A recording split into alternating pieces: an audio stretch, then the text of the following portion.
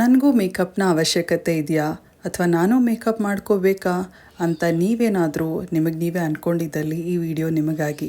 ಮೊದಲು ನೀವು ಮೇಕಪ್ ಅಂದರೆ ಏನು ಅಂತ ತಿಳ್ಕೊಬೇಕಾಗತ್ತೆ.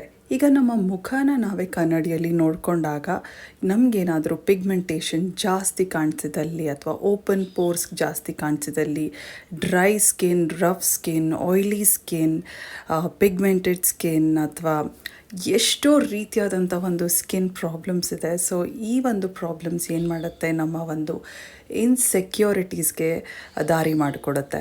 ಸೊ ಆಗ ಆಟೋಮ್ಯಾಟಿಕ್ಕಾಗಿ ಕಾನ್ಫಿಡೆನ್ಸ್ ಅನ್ನೋದೇನಿದೆ ನಮಗೆ ಅದು ಕಡಿಮೆ ಆಗುತ್ತೆ. ಸೊ ಮೇಕಪ್ ಅಂತ ಬಂದಾಗ ನೋಡಿ, ಪ್ರತಿಯೊಂದು ಪ್ರಾಡಕ್ಟ್ಸ್ಗೂ ಅದರದ್ದೇ ಆದ ಒಂದು ಇಂಪಾರ್ಟೆನ್ಸ್ ಇರುತ್ತೆ. ಸುಮ್ಮನೆ ಫೌಂಡೇಶನ್ ಹಾಕೋದಲ್ಲ, ಸುಮ್ಮನೆ ಕನ್ಸೀಲರ್ ಹಾಕೋದಲ್ಲ, ಸುಮ್ಮನೆ ಹೈಲೈಟ್ ಮಾಡೋದಲ್ಲ, ಸುಮ್ಮನೆ ಯಾವ ಪ್ರಾಡಕ್ಟ್ಸು ಕೂಡ ಹಾಗೆ ನಾವು ಯೂಸ್ ಮಾಡೋದಕ್ಕಾಗೋದಿಲ್ಲ. ಸೊ ಆಗ ಏನಾಗುತ್ತೆ, ಜಾಸ್ತಿ ಆಗುತ್ತೆ.